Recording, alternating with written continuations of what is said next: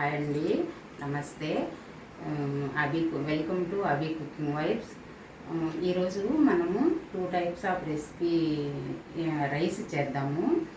పుదీనా కొత్తిమీర చేద్దాము. చూపిస్తానండి ఇంగ్రీడియంట్స్. ఇది కొత్తిమీర కడిగి పెట్టేస్తానండి. 3 టైమ్స్ వాష్ చేసేసి పెట్టాను. ఇది పుదీనా. దీంట్లో ఇవన్నీ తాలింపుకి వేసుకునే దినుసులు, తర్వాత కొంచెం ఇంగువ అన్నీ ఇప్పుడు ప్రాసెస్ చేద్దాము. ఇది మిక్సీకి వేసుకుందాము. ఫస్ట్ కొత్తిమీర 2 వేసి పెట్టుకొని తర్వాత రైసు చేద్దాం. ఇప్పుడు ఫస్ట్ మనము పుదీనా మిక్సీకి వేసుకున్నాము. ఒక జార్లో వేసుకొని ఇలాగా జార్లో పెట్టుకున్నాం కదా పుదీనా. ఇలా ఒక పచ్చిమిర్చి 3-4 వేసాను. కొంచెం పసుపు వేసుకొని మిక్సీ పట్టుకుందాము. హాఫ్ టీ స్పూను జీలకర్ర ఇవి మిక్సీ పట్టుకుందాము. ఇప్పుడు ఇలాగే కొత్తిమీర కూడా వేసి పెట్టుకుందాము. ఇట్లా కొంచెం చిన్న అల్లం ముక్క, ఇది ఆప్షనల్ అండి, వేసుకోవచ్చు లేకపోతే లేదు. పచ్చిమిర్చి, కొంచెం పసుపు, దానిలాగే సేమ్ అన్నీ ఇవే వేసుకోవాలండి ఇంగ్రీడియంట్స్. ఏ రైస్కైనా సేమ్ అంతేనండి. పచ్చిమిర్చి, జీలకర్ర, పసుపు, కొంచెం చిన్న అల్లం ముక్క, అది వేసుకోవచ్చు లేకపోతే లేదు. సేమ్ 2 అలాగే మిక్సీ పట్టుకొని రెడీగా పెట్టుకొని రైసు చేసుకున్నాము. కొంచెం వాటర్ వేసుకున్నాము. కొంచెము ఇలా సన్న మంట మీద ఆయిల్ బయటకు వచ్చేంత వరకు వేయించుకుందాము. ఇది పుదీనా రైస్కి సాల్ట్ 1 స్పూన్ వేస్తున్నానండి. మళ్ళీ మనము చూసి రైస్లో వేసుకోవచ్చు, ఇబ్బంది ఏం లేదు.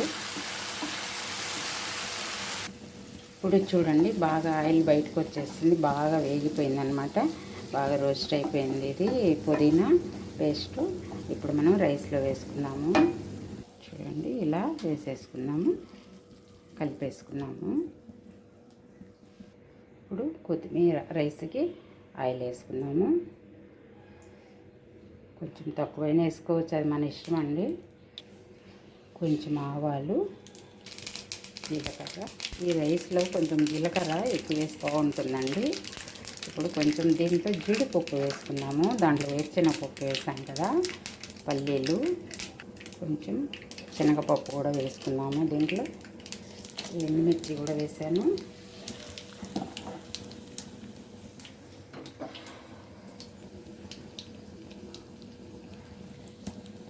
పప్పులు కొంచెం క్రంచీగా బాగుంటాయి అనేసి ఇప్పుడు పేస్ట్ వేయకుండా రైస్లో వేసాను. ఇలాగైనా వేసుకోవచ్చు, లేదంటే అలాగే ఈ తాలింపులో పేస్ట్ వేసేసుకోవచ్చు.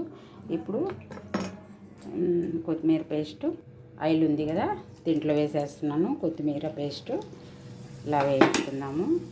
మనము ఈ తాలింపు ఇవన్నీ అలాగే ఉంచుకొని పేస్ట్ వేసుకోవచ్చు, లేదంటే ఇలా సపరేట్గా మనము రైస్లో పోసేసుకొని తర్వాత కొంచెం ఆయిల్ ఉంటుంది కదా దాంట్లో ఈ పేస్ట్ వేయించుకోవచ్చు. ఇప్పుడు సాల్ట్ వేద్దాము. సాల్ట్ సరిపోకపోతే రైస్లో కలుపుకోవచ్చు, ఇబ్బంది ఏం లేదండి.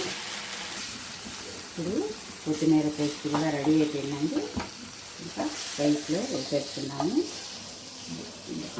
పుదీనా పేస్టు తాలింపులో వేసాను. కొత్తిమీర పేస్టు ఇలా సపరేట్గా వేయించాను, ఎలాగైనా వేసుకోవచ్చు. ఇలాగా కలిపేసుకున్నామండి.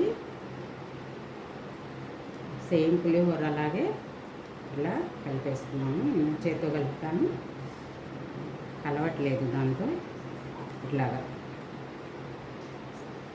ఇట్లా కలిపేసిన తర్వాత లాస్ట్లో కొంచెం నిమ్మరసం పిండుకుందాం అండి. నిమ్మరసం పిండితే చాలా బాగుంటుంది. పుదీనా రైసు రెడీ అయిపోయింది. ఇప్పుడు కొత్తిమీర రైసు ఇలా కలిపేసుకున్నాము. దీంట్లో కూడా నిమ్మకాయ పిండుకుందాము. నిమ్మకాయ కంపల్సరీ అండి, నిమ్మరసం వేస్తేనే టేస్ట్ ఉంటుంది. ఇంకా వద్దు అనుకుంటే స్కిప్ చేయొచ్చు, కానీ నిమ్మరసం వేస్తేనే టేస్టు. చూడండి, ఇది పుదీనా రైసు చాలా బాగుంటుంది, చేసుకోండి. ఇది కొత్తిమీర రైస్ అండి. ఈరోజు ఈ టూ రైస్ చేశాను, చాలా బాగుంటాయి.